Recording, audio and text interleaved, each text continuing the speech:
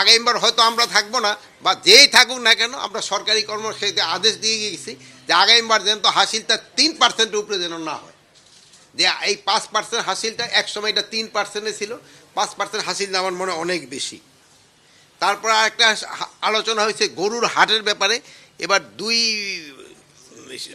মিলিয়ে মনে হয় 20টা হাটের ব্যবস্থা করা হচ্ছে, এবং 20টা হাটেই যেন সার্বিক নিরাপত্তা ঠিকঠাক থাকে, এবং গরুর হাটগুলিতে যেমন গরুর চিকিৎসকরাও থাকবে, যেহেতু অসুস্থ গরু যেন এখানে বিক্রি না হয়, প্লাস আমাদের নর্মাল যারা ডাক্তার মানুষ এরাও থাকবে, যেহেতু অনেক সময় এই গরুর হাটে যারা আনে গরু নামানো থাকে তারাও অনেক কিন্তু আহত হয়, তাদেরও যেন একটা চিকিৎসার ব্যবস্থা থাকে।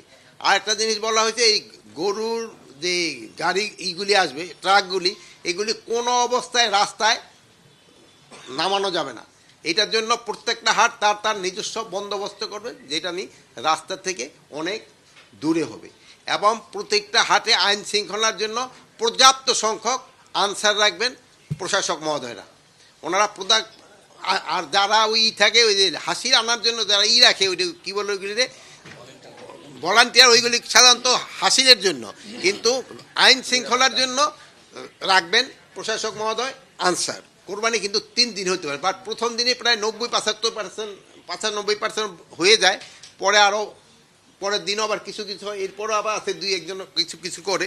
এই বর্জ্যগুলি যেন যত তাড়াতাড়ি সম্ভব, তো প্রশাসক মহোদয়রা আমাদের আশ্বাস করছেন যে তারা 12 ঘন্টার ভিতরেই মোটামুটি এইটাকে ক্লিন করে পারবে, এবং এটা যদি করা যায়, এবং এই জন্য তারা সব ধরনের প্রস্তুতি নিয়ে রাখছে। ছুটিতে যেসব লোকজন চলে যায় সেরকম কিন্তু একটা ঢাকা শহরের একটা নিরাপত্তারও একটা কিন্তু দেখা দেয়, যেহেতু অনেকে বাড়িটা করে তালা দেওয়া চলে গেল।